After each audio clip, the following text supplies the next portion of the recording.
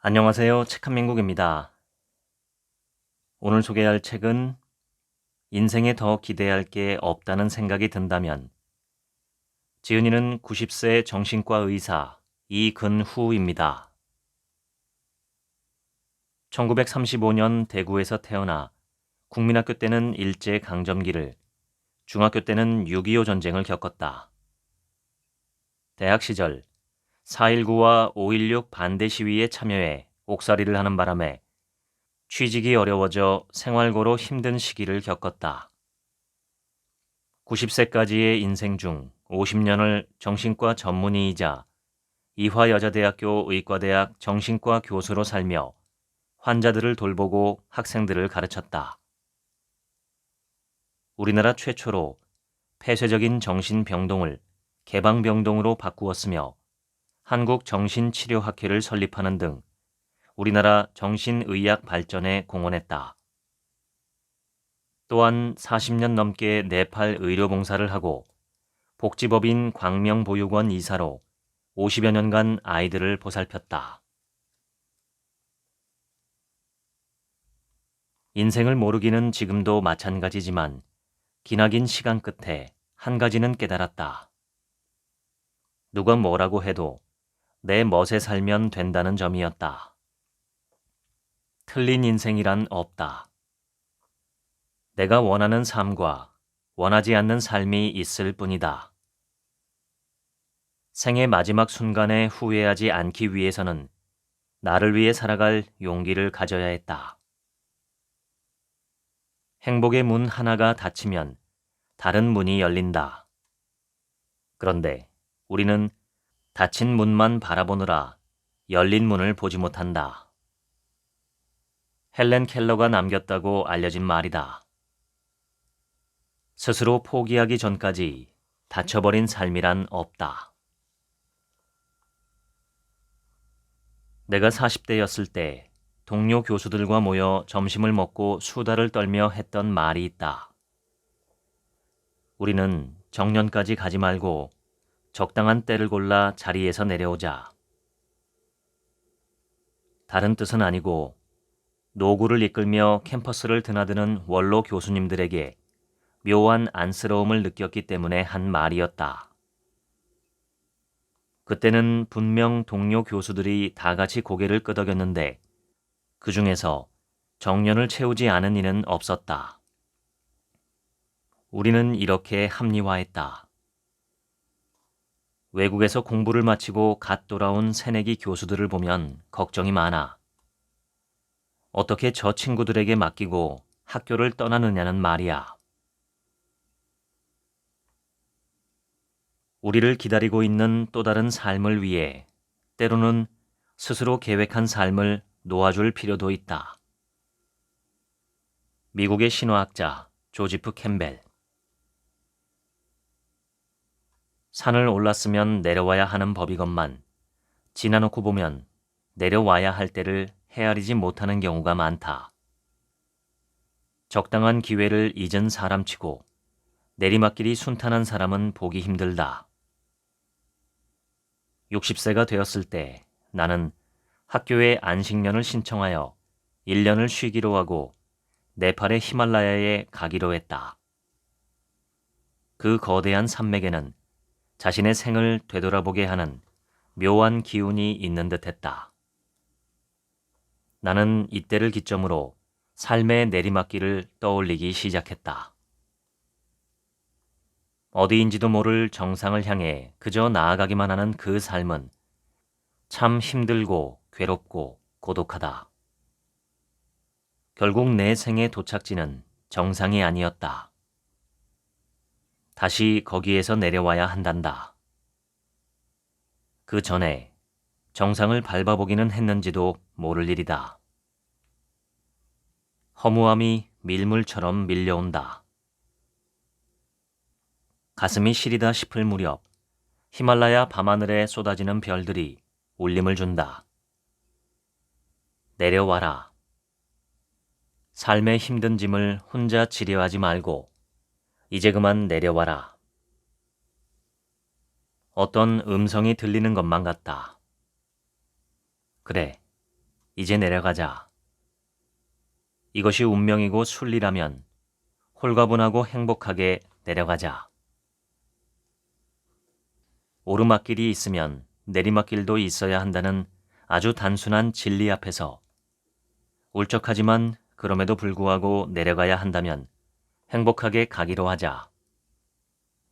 후회를 버리고 아쉬움을 뒤로 하고 붙잡으려 하지 말고.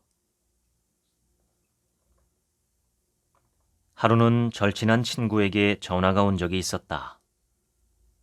야, 난데 다 죽게 생겼다. 좀 살려주라. 무슨 사고라도 났는지 물으니 아니란다. 다만 몸에 힘이 하나도 없어 목소리도 떨리고 정말 크게 불편한 기색이다. 친구는 유명한 대기업 고위 간부였다. 젊어서부터 다부진 체격에 금이 갔다면 그것은 스스로 혹사한 결과라는 생각이 들었다.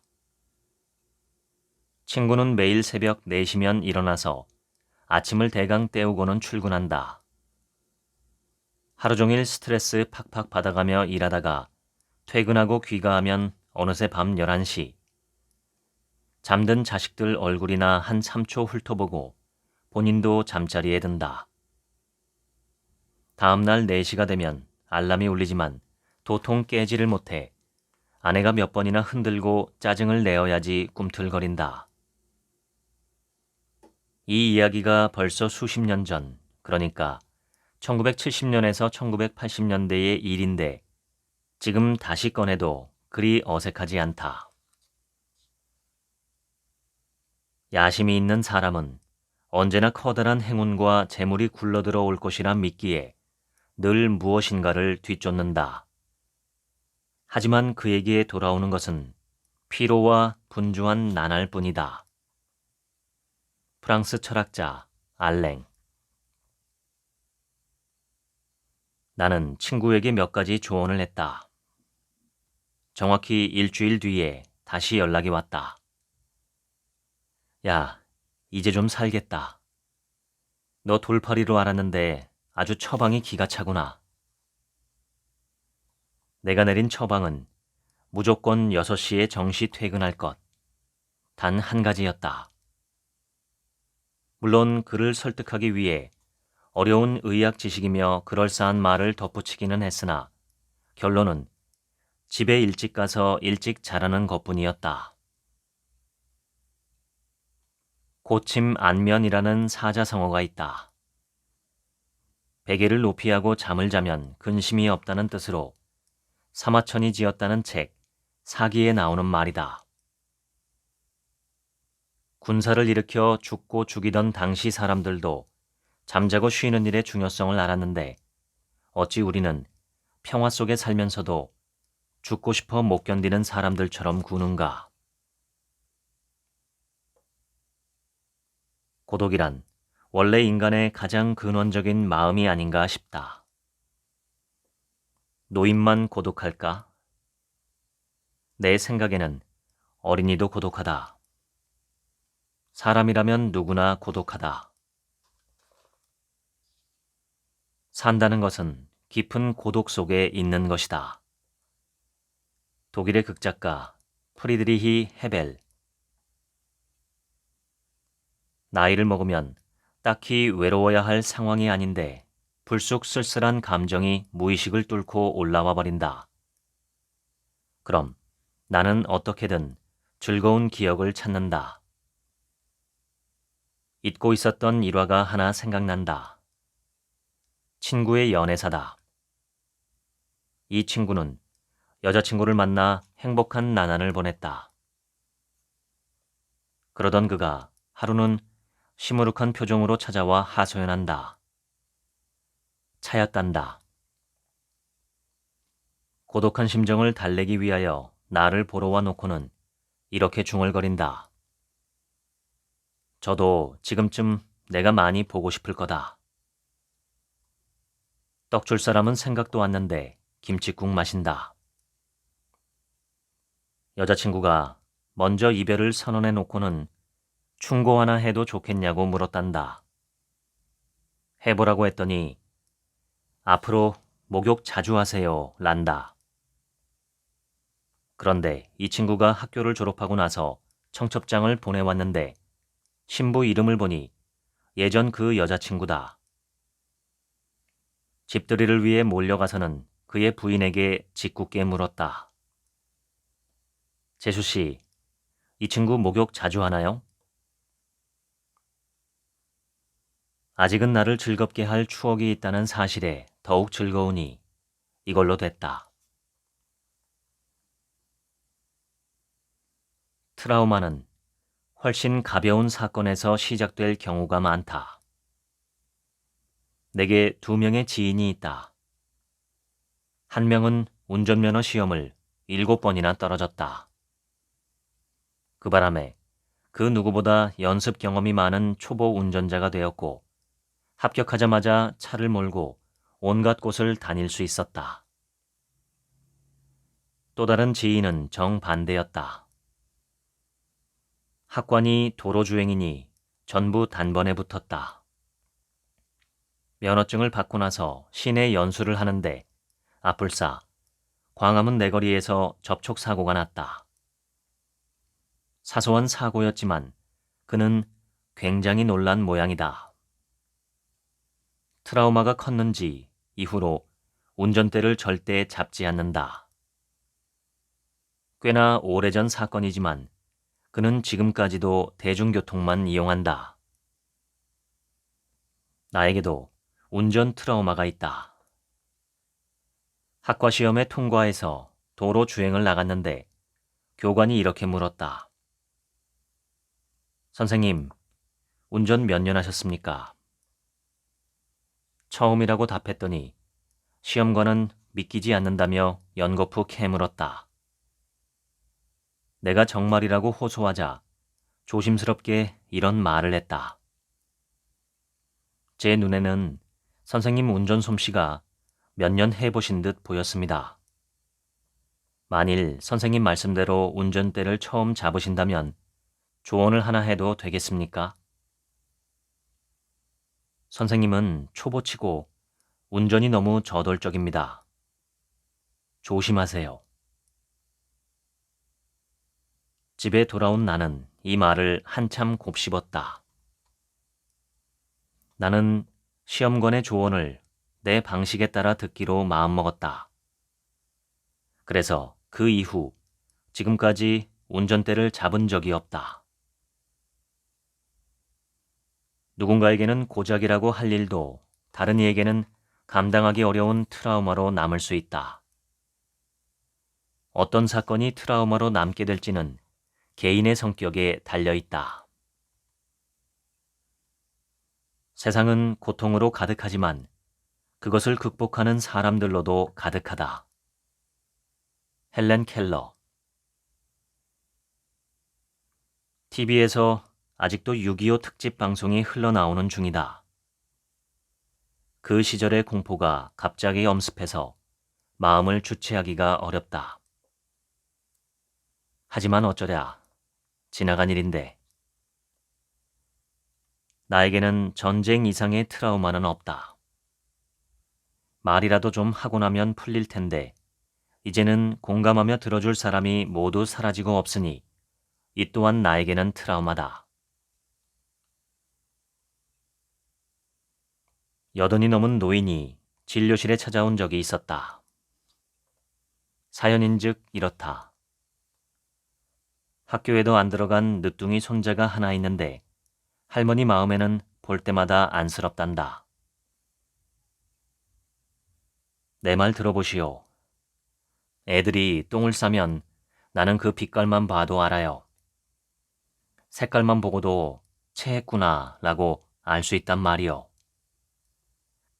그래도 잘 모를 때는 손가락으로 똥을 찍어 그 맛을 보면 영락없이 진단이 나오지요. 손자를 귀하게 여기는 마음이 얼마나 컸으면 똥을 다 찍어 맛을 볼까. 그런데 이번엔 이 할미가 죽을 병에 들었는지 몸이 안 좋단다. 그래서 내 똥을 찍어 손자에게 맛 좀 보라고 했더니 길길이 뛰면서 할미 방에 들어오지도 않는단다. 할머니 말씀으로는 똥 맛이 달면 곧 죽을 테고 쓰면 그래도 한두 해 더 살 수 있단다. 아들, 딸은 늙은 어머니가 그야말로 노망이 난 게 아닌가 하여 태산 같은 걱정을 안고 병원에 찾아온 길이었다. 할머니는 그저 섭섭하다. 내가 손자 녀석 똥을 찍어 먹을 때는 아무도 안 말려놓고 이제 와서 노망이라고 하다니. 노인은 세상의 변화를 따라가지 못하는 짐일 뿐이라고 여기는 젊은이가 적지 않다. 누군가 저 사람은 늙어서 그래 라는 내색이 보이면 그렇게 서운하다. 하기야 늙은이가 따라가기에는 세상이 너무 급격히 바뀌기는 했다. 노년이란 당신이 모든 답을 알고 있는데도 아무도 당신에게 질문하지 않는 때다. 캐나다 교육학자 로렌스 피터. 떠날 때가 되었으니 이제 각자의 길을 가자. 나는 죽기 위해서, 당신들은 살기 위해서. 어느 편이 더 좋은지는 오직 신만이 알 뿐이다. 소크라테스.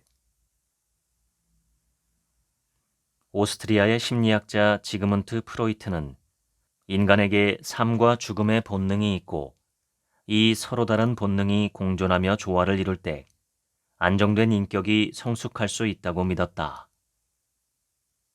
죽음의 본능이 지나쳐도 안 되지만 삶의 본능만 지나쳐서도 안 된다. 인간은 어쩌면 죽음을 위해 살아가는지 모르겠다. 어느 동료 교수가 나이든 수녀 원장을 맡았던 적이 있다. 수녀 원장의 이야기를 들어보니 자신은 평생 종교 속에서 수양했으니 목숨이 다하여 하나님 앞으로 인도되어도 전혀 두렵지 않다고 했다. 그러니 자기를 속이거나 위로하려 들지 말고 사실 그대로 밝혀주기를 바랐다. 그래야 세상에 남아있는 동안 해야 할 일을 마무리하고 신 앞에 부끄럽지 않게 설 마음의 준비를 갖추지 않겠냐고 당부했다. 진단 결과는 암이었고 6개월을 넘기기 어려워 보였다. 환자분이 이 세상에 머물 수 있는 시간은 반년입니다. 지극히 비통한 발언이건만 이 말을 들은 수녀 원장의 표정은 갑자기 활짝 펴졌다. 고맙다는 인사도 잊지 않았다. 말뿐만 아니라 행동도 눈에 띄게 달라졌다. 매사에 감사하고 마지막 남은 힘으로 다른 환자에게 봉사했다. 여러 의사가 입을 모아 종교로 갈고 닦은 사람은 어디가 달라도 다르구나 라고 평했다. 몇 개월이 지났고 임종의 날이 다가왔다. 수녀 원장은 주치의에게 조용히 만나고 싶다고 했다. 그동안 자신을 돌봐준 노고에 치사하며 주치의의 손을 꼭 잡더니 이렇게 일렀고 주치의는 상당한 충격을 받았다. 선생님, 환자에게 죽는다는 말을 절대로 하지 마세요. 선생님에게 죽는다는 말을 전해들은 그날부터 지금까지 얼마나 큰 불안 속에 떨었는지 몰라요. 평생을 종교 속에 살아온 내가 이러한데 다른 사람이라면.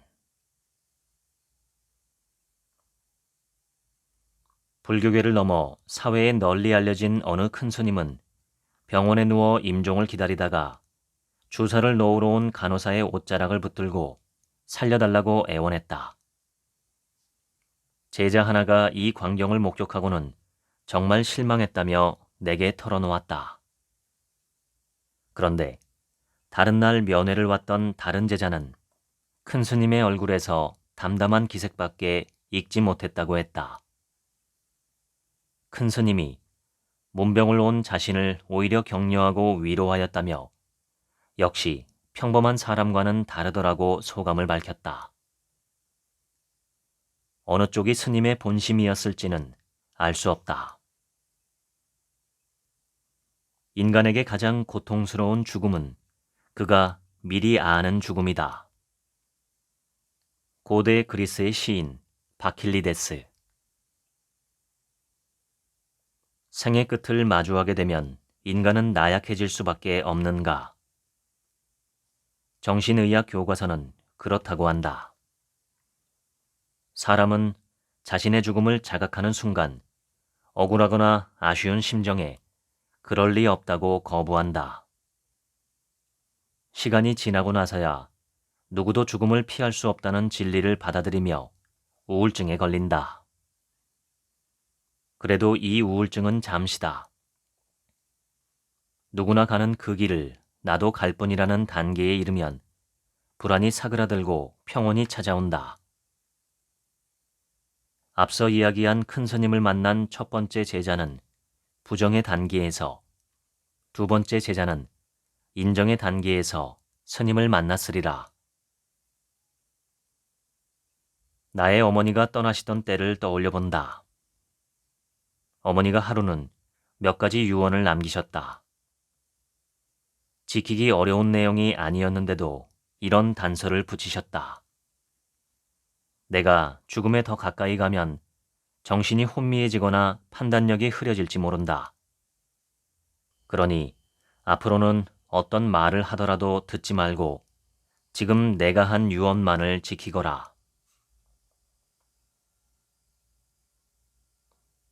미국에 거주 중인 한국인 여성이 친자식을 살해한 죄로 감옥에 간 사건이 있었다. 여성의 자백 때문이었다. 그녀는 수사관 앞에서 이렇게 말했다. I killed my son. 내가 내 아들을 죽였어요. 진실은 이러했다. 그녀는 남편 없이 두 아이를 혼자 양육해야 하는 처지였다. 두 아이만 집에 남겨두고 근처 바에서 일했다. 그런데 두 아이 중 하나가 커다란 가구에 매달렸다가 가구가 넘어지며 깔리는 참사를 당한 것이다. 그건 범죄를 인정해서 나온 발언이 아니라 한국 부모라면 흔히 하는 자책이었다. 다 내 탓이야. 내가 못나서 이런 일이 생겼어 라고 말하는 어머니는 우리 주변에서 흔히 볼 수 있다. 이런 성향이 심해지면 정신장애로 이어지기도 한다. 수십 년을 살아보니 세상에는 그렇게 잘난 사람도 못난 사람도 없었다.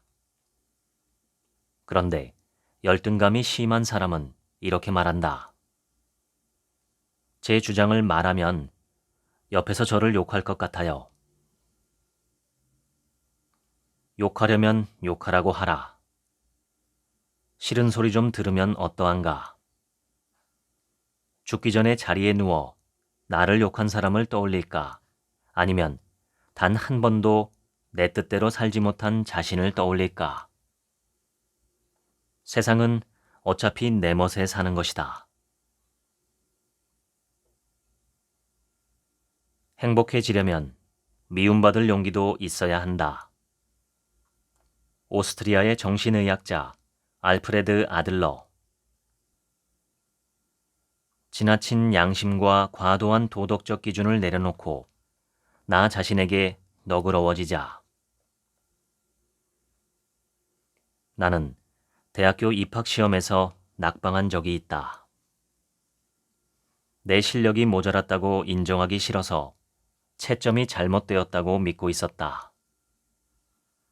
나는 절에 들어가 혼자서 공부했다.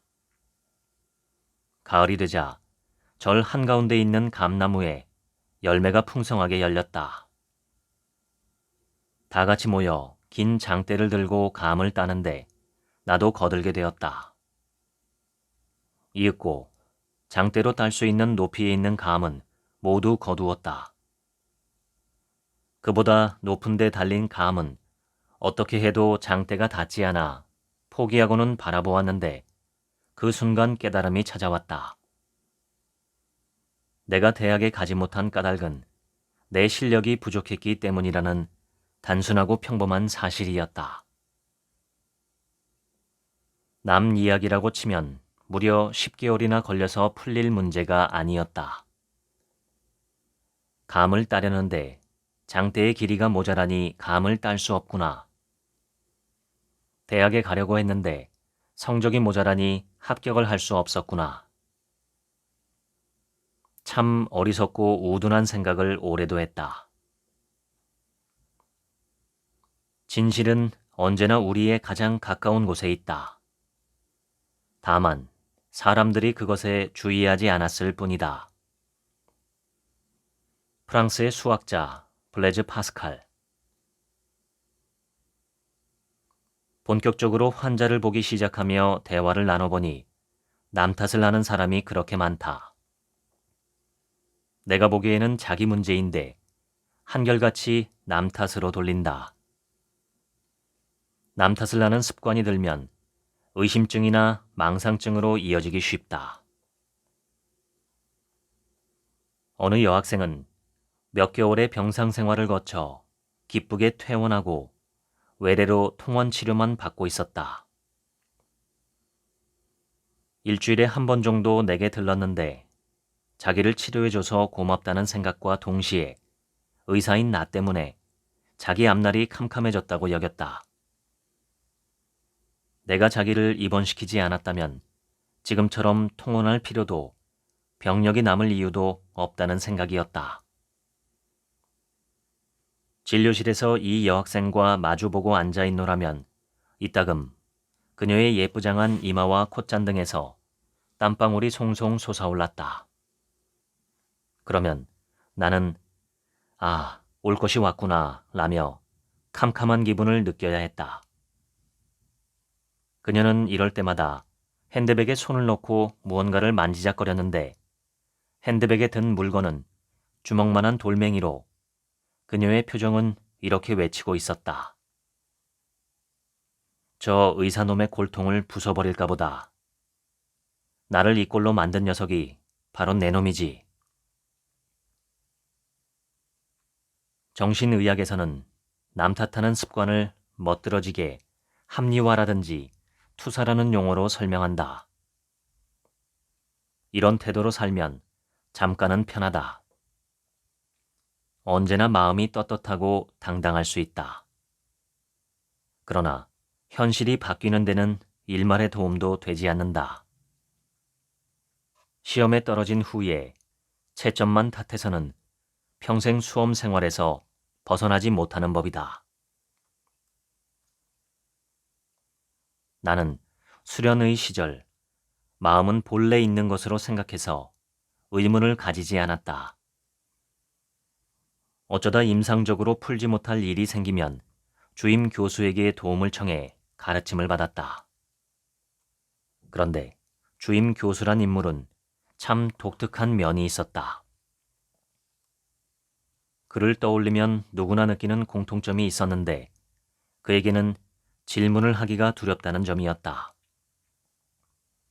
질문 내용에는 관계없이 그는 항상 같은 답변만 반복했다.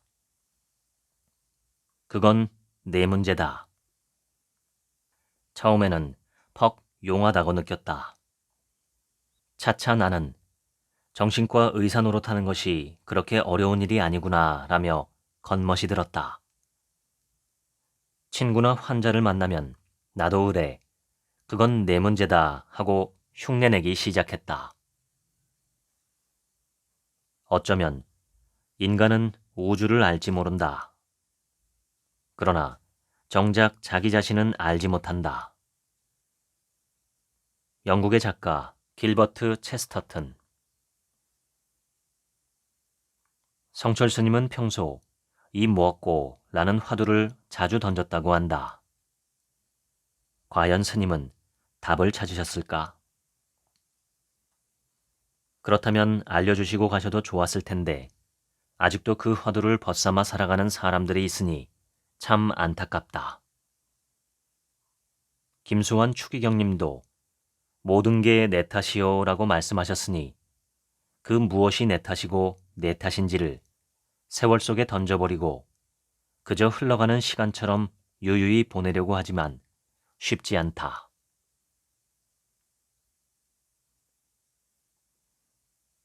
진료실에 앉아 있는데 어떤 젊은 여성이 조심스럽게 문을 밀고 들어왔다. 그녀는 어떻게 하면 임신이 될까요? 라고 물었고 내가 그런 문제라면 산부인과로 라고 답변을 마치기도 전에 환자가 말을 이었다. 여기 약봉지 좀 보세요. 산부인과는 이미 다녀왔어요.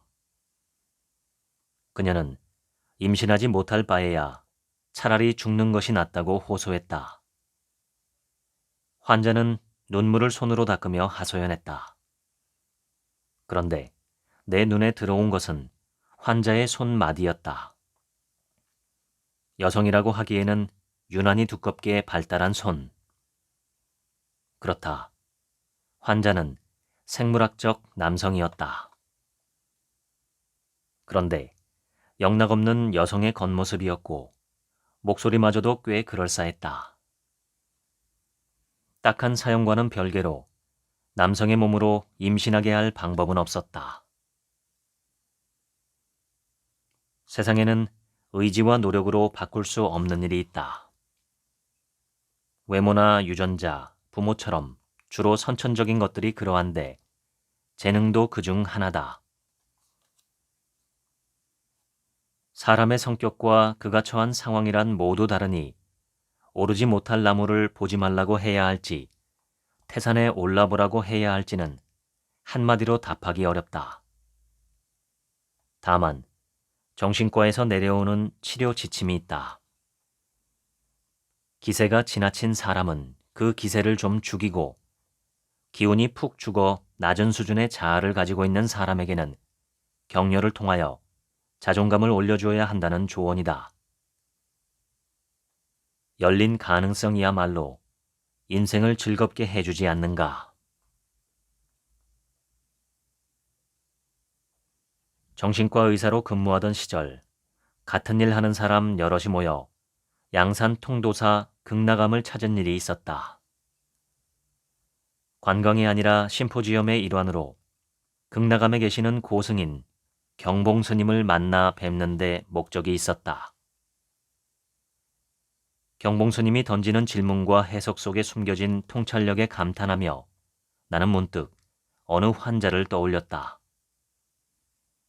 이 환자는 여대생으로 아버지의 권유로 마지못해 정신과를 방문한 형편이었는데 무엇이든 좋으니 내가 도울 수 있으면 좋겠다고 했더니 그 여학생은 정색하고 묻는다. 선생님이 나를 어떻게 치료하겠다는 건가요? 불교의 석가도 수행 초기에 가출했던 적이 있다더군요. 그때 만일 정신과 의사가 따라붙어서 정신치료니 뭐니 하고 석가를 붙들어 입원시켰다면 아마 지금의 불교도 없지 않았겠어요?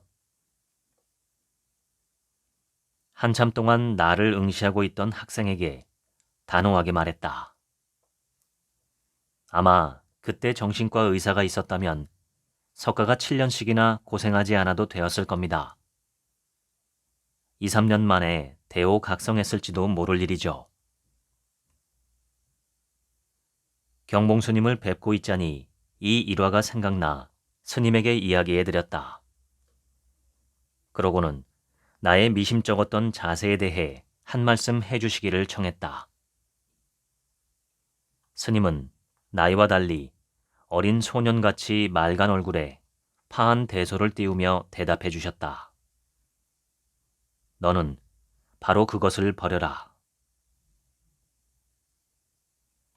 7년이면 어떻고 2년이면 어떠한가. 정신치료 교과서에는 환자와의 경쟁의식이나 환자에 대한 치료자의 지나친 야심은 오히려 치료를 방해한다고 적혀 있다. 내가 바로 그런 꼴이었다. 나는 똑똑하다는 생각에 빠져 상대의 말은 듣지 않고 허점만 찾아냈다. 먼저 겸손을 배우려고 하지 않는 자는 아무것도 배울 수 없다. 미국의 역사가 오 메레디스 윌슨. 수련의 시절의 기억이다. 외래진로를 보고 있는데 30대 후반의 말쑥한 신사 한 명이 찾아와 세련된 태도로 인사했다. 선생님, 저는 건강진단서가 필요해서 왔습니다. 정신과 진단서가 필요하다니 조금 독특한 일이었다. 그는 자신의 사연을 풀어놓았는데 한 시중은행에서 대리로 근무하고 있으며 어쩌다 보니 아직 결혼하지 않은 총각 신세라고 했다. 마침 집안을 통해 재미교포 교수와 중매가 오갔는데 별수 없이 식을 올릴 참이라고 했다. 문제는 남녀가 서로 사진만 주고받으며 선을 보느라 실물을 만나지 못했고 불안해진 신부 쪽에서 건강진단서를 요구했다고 했다. 그는 연신 손목시계를 들여다보며 사정했다. 제가 은행에서 잠시도 자리를 비울 수가 없습니다. 잠깐 짬을 내어 나오기는 했는데 어떻게 진단서를 간단히 발급받을 방법이 없을까요? 그렇다면 흔쾌히 서류를 끊어주어야겠다고 결심하며 진단을 위해 흔해 빠진 절차인 임상검사를 권했다. 그러자 그가 오늘은 바빠서 힘들고 다음에 와도 되겠는지 묻기에 나는 알았다고 했다. 일주일쯤 지났을까? 석간신문을 펴들고 깜짝 놀랐다. 내 이름이 신문에 나왔기 때문이다. 읽어보니 심한 의처증을 앓는 망상증 환자가 큰 병원에 입원해 있던 중 도망을 쳤다. 그는 곧바로 경찰서에 쫓아가 정신과 담당 의와 병원을 불법 납치 및 감금으로 고소했다. 경찰관이 당신의 정신건강을 증명해보세요. 그럼 입건하겠습니다. 라고 하자 그는 조만간 내 이름으로 된 진단서가 나올 것이라고 말했다. 서류를 발급했다가는 전 국민 앞에서 돌팔이로 이름을 날릴 뻔했다는 생각에 아찔했다. 살다 보면 누군가 나를 유혹하는 일이 생긴다. 그들은 절대 사기꾼으로 보이지 않는다. 사기 피해자 가운데는 똑똑한 대학 교수나 기업가도 상당히 많다. 이런 이들은 오히려 내가 헛소리를 구분하지 못할 리 없다라는 자만심에 빠져 더 쉬운 사냥감이 되기도 한다. 답은 인간으로서 원칙을 지키고 사는 것이다. 건강진단서를 끊었다가 돌팔이가 될 뻔했던 젊은 시절의 나를 구한 것은 검사 없이는 진단도 없다라는 의사로서의 기본 원칙이었다. 그럼 인간으로서 가져야 할 원칙은 무엇일까? 세상에 공짜란 없다는 것이다.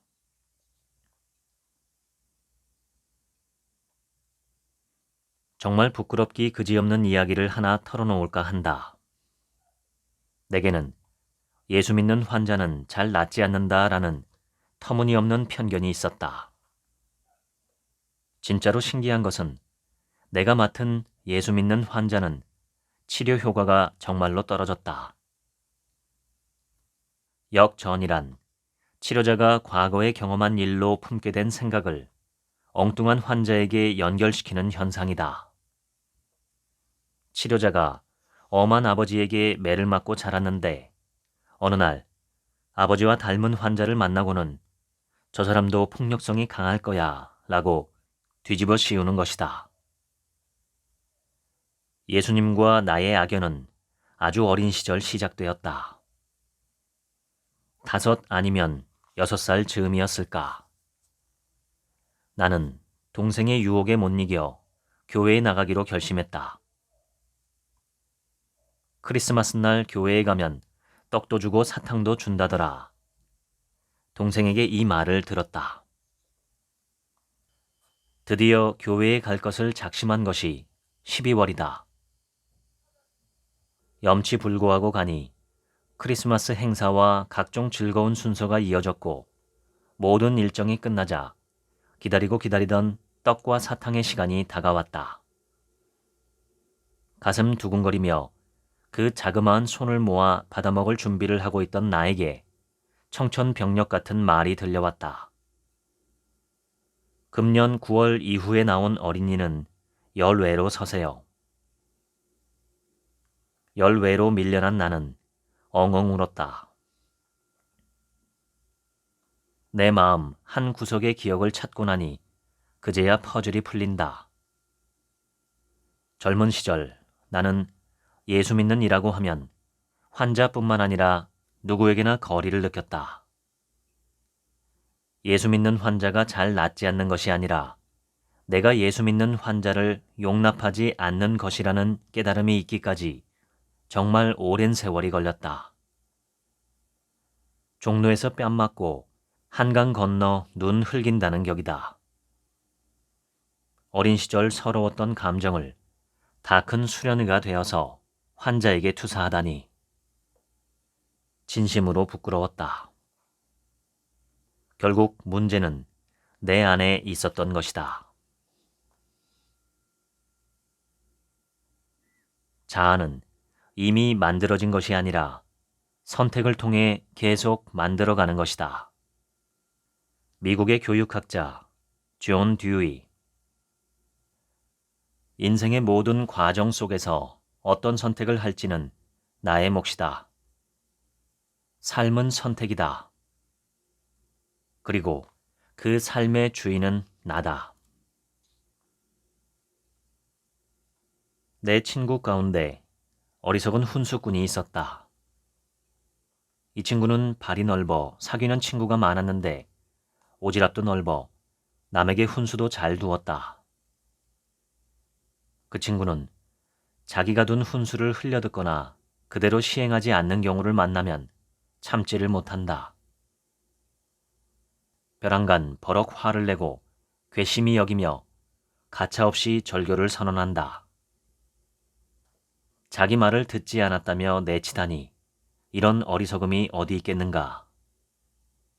아니나 다를까 노년이 된 이 친구 곁에는 사람이 없다. 나도 훈수를 두다가 낭패를 본 적이 몇 번 있는데 고등학교를 졸업하며 겪은 일화가 가장 기억에 남는다. 가깝게 지내던 친구가 어느 대학 무슨 과를 가야 하는지 내게 훈수를 구했다. 나나 저나 같은 학생 처지인데 무슨 훈수를 두랴. 그래도 친구가 너는 나를 지금까지 지켜보았지 않느냐. 내 생각에 내가 어떤 학과에 가서 공부하면 좋겠는지 말해달라고 한다. 그래서 나는 중국 문학을 권했다. 친구는 깜짝 놀랐다. 그도 그럴 것이 당시 한국은 겨우 휴전한 상태였다. 북한은 물론 중국도 우리의 적이었고 중공 오랑캐니 하는 말이 흔했던 시절이니 중국 문학은 뚱딴지 같은 훈수다. 하지만 나도 나름의 논리가 있었다. 세월이 지나다 보면 서로 왕래가 생겨 소통할 날이 오지 않겠는가. 그때를 생각해 미리 공부한다면 미래에는 선구자가 되리라는 상상이었다. 틀린 계산은 아니었지만 그 친구는 중국과 국교가 트이기 이전에 작고하고 말았으니 적절하지 못한 훈수였다. 그가 살았을 적에는 중국과의 긴 냉전만이 이어졌고 내내 능력을 발휘하지 못해 딴짓만 해야 했다. 시대를 잘못 만난 탓일지도 모르나 그 친구는 모임이 있을 때마다 나를 시원찮은 훈수꾼으로 매도하며 허허 웃었다. 나무로 만들어진 바둑판을 뒤집으면 구멍이 움푹 파여있는 경우가 있다. 이를 향혈이라고 부르는데 이 구멍의 유래에 대해서는 여러 가설이 있으나 그중 하나가 훈수꾼의 핏방울을 담는 용도라고 한다. 치열한 승부의 세계에서 훈수를 두는 자가 있으면 목을 베 피를 보겠다는 뜻이란다. 이렇게 무시무시한 협박까지 하는데도 훈수꾼은 사라지지 않는다. 어차피 내가 책임져야 할 일, 내가 당기는 대로 해야 마음이 편하다. 내 삶을 살아가는 주체가 누구인지 명심해야 한다. 내 인생을 타인에게 맡긴다면 노예가 아니고 무엇이겠는가? 나는 내 운명의 주인이요. 나는 내 마음의 선장이다. 영국 시인 윌리엄 어네스트 헨리. 우리가 대인관계에서 느끼는 모든 감정은 열등감과 우월감에서 비롯했다고 해도 과언이 아니다. 이 모두 서로 비교하는 데서 비롯된다. 비교는 인간의 본능에 가깝다. 불가에서는 인격 발달의 과정을 팔정도라고 표현하는데 그 첫 단계가 자기 자신을 바로 보는 것이다. 부처의 가르침 중 불취외상, 자심반조라는 말도 있다. 외면을 취하지 말고 안에 있는 마음을 관찰하라고 해석할 수 있다. 자기 자신을 정복하지 못한 사람은 결코 자유로울 수 없다. 에픽테토스.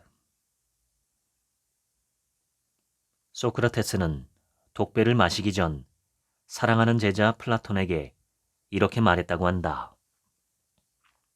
사는 것이 중요한 문제가 아니라 바로 사는 것이 중요하다. 소크라테스는 바로 사는 것에 대해 이렇게 설명했다. 첫째, 진실하게 사는 것이요. 둘째, 아름답게 사는 것이요. 셋째, 보람있게 사는 것이다.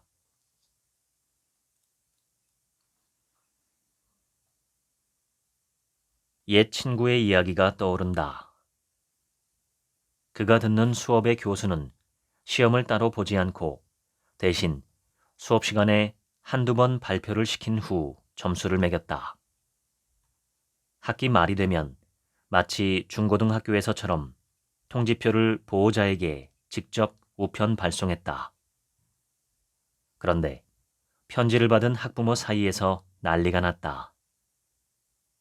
통지서에는 점수와 함께 각각 이런 문구가 적혀 있었다. 1. 진급할 수 있는 수준이다. 2. 더욱 노력한다면 진급할 수 있는 수준이다. 3. 등록금이 아깝다. 등록하지 말라. 4. 지금 당장 학교를 떠나라. 등록금이 아깝다고 등록하지 말라는 판정을 받은 내 친구는 울분이 터져 술 한잔 마시고 교수 연구실을 찾아갔다. 마침 그 교수의 조교가 자기 고등학교 선배라서 하소연이라도 할 속셈으로 찾아간 것이다. 그런데 점점 언성이 높아졌고 그 광경을 목격한 교수는 학생이 폭력을 행사한다고 생각해 형사 고발을 했다. 조사 끝에 내 친구는 실형을 살고 학교도 퇴학맞아 우리 곁을 떠났다. 다른 한 친구는 똑같은 통지서를 받고 역시 그 교수를 찾아갔다. 교수님은 저에 대해서 얼마나 알고 계세요? 그는 저돌적 질문을 던져 교수를 구석으로 몰았다. 친구의 주장은 당신이 나를 제대로 알지도 못하면서 등록을 하니마니 판단한다면 옳지 않다는 논리였다. 사실 우리는 모두 그 교수의 방식이 옳지 않다고 생각하면서도 입 밖으로 꺼내 지적하지는 못하고 있었다. 내 친구는 이 사건을 계기로 다시 평가받아 진급도 하고 졸업도 했다. 모교에서 교수로 남아 학장을 비롯한 여러 보직을 맡으며 모교의 발전에 이바지했으니 그때 학교를 떠났더라면 아쉬울 뻔했다. 지금 발버둥치고 있는 모든 이에게 말하고 싶다. 세상으로부터 낙제 점수를 받았다고 해서 그 평가가 절대적이지는 않다고. 나의 가능성은 나조차 정확히 알 수 없어 미래가 되어야만 확인되는 법이다. 나를 평가하는 모든 잣대 앞에서 당당해지기를 소원한다.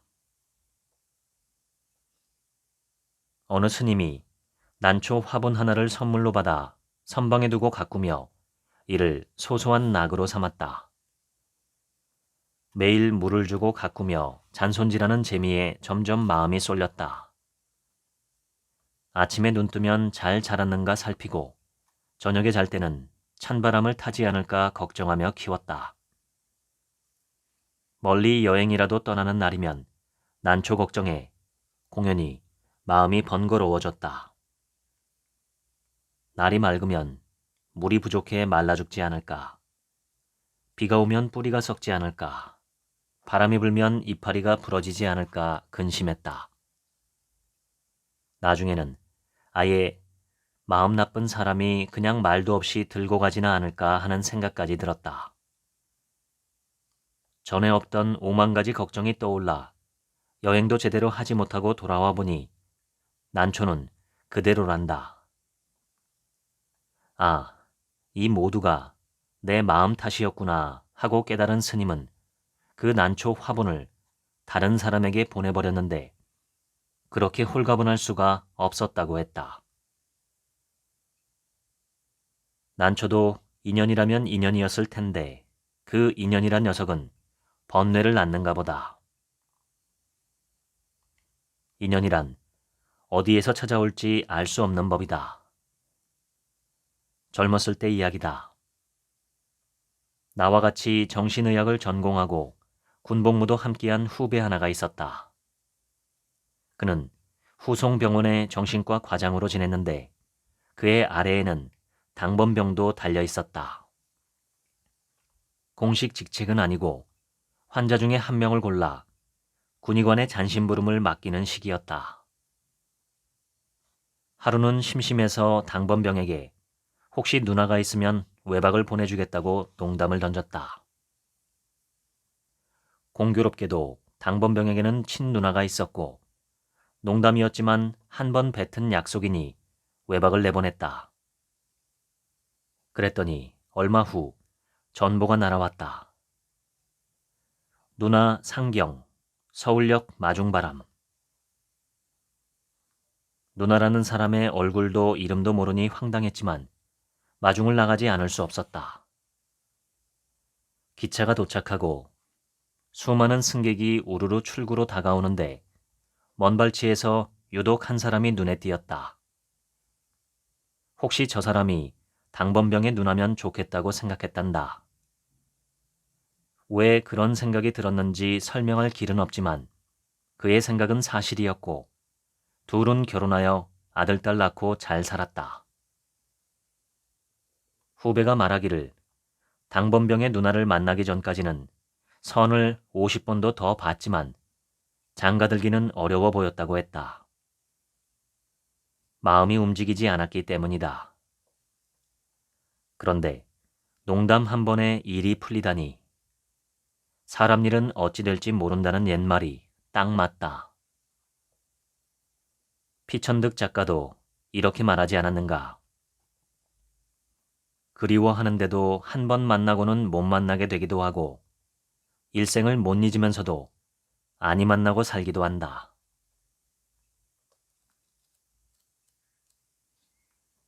사람의 마음이란 지극히 미묘한 것이어서 말로써 이해할 수 없으며 침묵으로도 통할 수 없다. 고려 말기의 승려 태고 보우. 석가모니가 열반에 들며 남긴 마지막 가르침은 자등명 법등명, 너 자신을 등불 삼고 법을 등불 삼아라였다. 스승인 석가모니가 떠나고 나면 남은 제자들은 누구를 믿고 살아야 하느냐는 말에 남긴 유훈이다. 자기 정체성이 강한 사람은 스스로에 대한 신념도 굳다. 그렇다고 고집스럽지는 않아서 바람이 불면 흔들릴지언정 꺾이지는 않는다. 주변과의 관계도 원만하고 본인의 분수를 아니 삶이 자연스럽게 흘러간다. 태어나지 않았더라면 좋았을지 모르겠지만 기왕 세상에 나왔으니 사는 동안이라도 괴롭지 않게 재미있게 지내는 방법은 없을까? 나는 그 방법을 양동이에서 벗어나기라고 부른다. 양동이 속에 개를 한 마리 집어넣는다. 개는 양동이를 탈출하려고 안간힘을 쓰다가 어찌어찌 탈출에 성공한다. 이번엔 같은 양동이에 여러 마리의 개를 함께 넣는다. 서로 밀어주고 당겨주면 탈출이 더 쉬울 만도 한데 오히려 한 마리도 밖으로 나오지 못한다. 도움을 주기는커녕 나 살겠다고 다른 개를 잡아당기기 때문이다. 심리학에서는 이런 현상을 크랩 멘탈리티라고 한다. 남이 성공하는 모습을 두 눈 뜨고 보지 못한 나머지 끌어내리려는 태도라고 하겠다. 양동이 속의 개로 남을 것인가? 아니면 자유를 찾아 떠날 것인가? 남의 성공을 목격했다면 박수를 보내자. 우리는 함께 양동이에서 벗어나야 한다. 인생에 더 기대할 게 없다는 생각이 든다면 읽어드렸습니다. 지금부터는 제 얘기입니다. 이 책에서 가장 기억에 남는 말 3가지는 다음과 같습니다. 1. 누가 뭐라고 해도 내 멋에 살면 된다. 2. 행복의 문 하나가 닫히면 다른 문이 열린다. 3. 먼저 겸손을 배우지 않으면 아무것도 배울 수 없다. 하나하나가 인생을 관통하는 지혜입니다. 1번, 누가 뭐라고 해도 내 멋에 살면 된다라는 말씀은 내 멋대로 살면 된다라는 말과는 뉘앙스가 살짝 다릅니다. 내 멋대로 산다는 말은 뭔가 내가 해야 할 일을 제대로 하지 않고 남에게 피해도 주면서 나만의 욕심과 쾌락을 추구한다는 느낌을 줍니다. 그렇지만 내 멋에 살면 된다는 말씀은 내가 소중하게 여기는 가치, 내가 의미 있게 여기는 목적을 향해서 살아갈 때는 다른 사람의 눈치 보지 말고 용감하게 살아가라는 말씀입니다. 이 말씀은 우리나라 사람들에게 가장 부족한 면을 지적한 말씀이 아닐까 싶습니다. 상대적으로 볼 때 우리나라 사람들은 전 세계적으로 상당히 영리하고 부지런한 사람들입니다. 그런데 동시에 다른 사람들 눈치 보는 것도 전 세계 1등은 될 것 같습니다. 좋은 것이든 나쁜 것이든 우리는 항상 과도하게 타인을 의식합니다. 내가 좀 나은 것 같으면 우쭐한 마음, 우월감이 커지고 내가 좀 못난 것 같으면 위축되고 우울해지는 경향이 큽니다. 이것은 남이야 어떻든 내가 내 인생에 떳떳하다면 시기 질투하지 않고 열등감이나 우월감도 느끼지 않으며 인간 대 인간으로 다른 사람과 떳떳하게 교류하는 마음과는 거리가 있죠. 자기 자신을 부끄럽게 여기지 말아야 합니다. 비록 내가 타인보다 여러 가지 면에서 부족할 수는 있지만 그 이유만으로 자기를 못났다고 보면 안 됩니다. 한 사람 한 사람은 너무나 다양한 면에서 다양한 정도로 다르기 때문에 누가 잘났고 못났고 누가 귀하고 천하고 계산하는 것은 거의 불가능합니다. 아무리 잘나고 뛰어난 사람도 일반 사람들보다 못난 점이 있을 수 있죠. 그 반대도 마찬가지입니다. 핵심을 말씀드리자면 누가 뭐라고 해도 내 멋에 살기 위해서는 나 자신을 귀하게 바라봐야 하고 똑같은 시선으로 타인도 귀하게 보아야 합니다.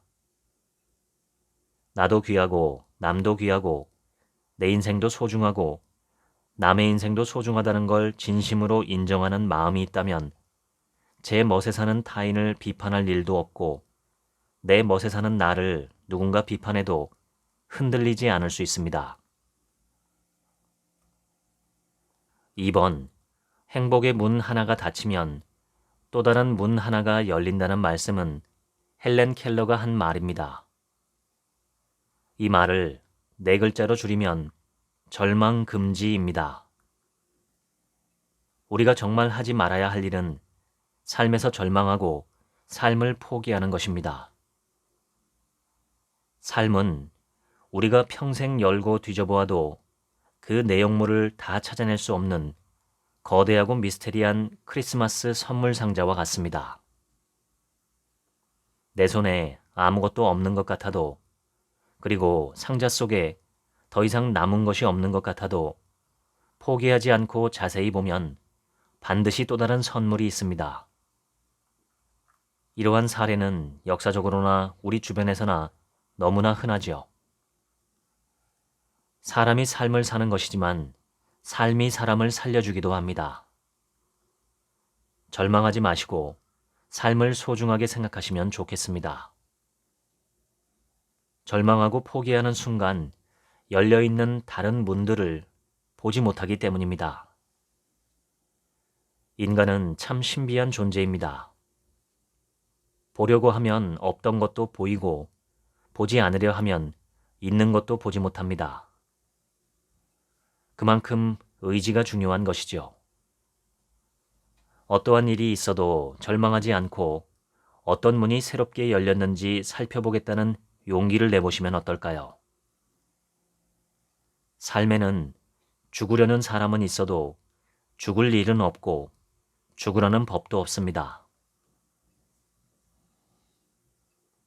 3번, 겸손을 배우지 않으면 아무것도 배울 수 없다는 말에는 배움의 본질이 담겨 있습니다. 배움의 본질 3가지는 첫째, 무지의 인정입니다. 내가 아무리 알고 있는 것 같아도 실은 내가 모를 수 있다라고 가정하고 자기 자신의 무지의 상태를 진심으로 인정해야만 배움에 대한 마음의 문이 열립니다. 이 마음의 문이 열리지 않으면 설령 천사가 다가와서 귀뜸을 해주더라도 들리지 않을 것입니다. 2번째는 자기 지식의 보류입니다. 새롭게 배우는 지식은 새로운 마음의 방식으로 받아들이는 것이 좋습니다. 기존에 내가 가지고 있던 지식을 프리즘 삼아서 거기에 비추어서 마음에 드는 것만 받아들이고 그것과 어긋나는 것은 받아들이지 않는 태도를 고수하면 나는 평생 내가 아는 것만 알게 되고 모르는 것은 끝내 모르게 됩니다. 우선은 내가 알고 있는 것이 틀렸을 수도 있다. 혹은 옳더라도 더 바람직한 것이 있을 수 있다라고 잠깐 보류할 수 있는 능력이 배움에 필수적입니다. 배우는 것이 정말로 틀린 것이라면 나중에 내가 알고 있던 기존의 지식을 다시 보류 해제시키면 되지요. 내가 평생 배드민턴을 즐겼다 하더라도 골프를 칠 때는 배드민턴 라켓을 내려놓고 골프채를 손에 쥐어야 합니다. 내게 익숙한 배드민턴 라켓을 끝끝내 손에서 놓지 않고 그것만으로 골프도 치고 탁구도 치겠다고 덤비면 어떻게 될까요? 세상에는 내가 모르는 것들이 너무나 많습니다. 내가 알고 있는 것은 거의 티끌에 불과합니다. 이 점을 확연하게 보아야 합니다. 마지막으로 3번째, 배움은 인생의 진실에 한 걸음 더 가까워지는 소중한 것이고 겸손은 그 문을 여는 열쇠라는 것을 진지하게 느껴야 합니다. 따라서 겸손은 나를 굽히거나 나를 왜소하게 만드는 것이 아니라 오히려 나를 크게 만드는 지름길이고 나를 성장시키는 비결입니다. 유대인 속담에 허리를 굽히면 동전을 줍는다는 말이 있습니다. 동전을 주우려면 허리를 굽히지 않을 도리가 없죠. 허리를 절대 굽히지 않겠다면 새로운 지식과 지혜 그리고 기회는 영영 얻을 수 없습니다. 몸의 허리는 곧게 펴고 살더라도 마음의 허리는 유연하게 굽혀보시면 어떨까요? 다른 누구를 위해서가 아니라 바로 자기 자신을 위해서 말입니다. 지금까지 책 한 민국의 하루치 생각이었습니다. 감사합니다.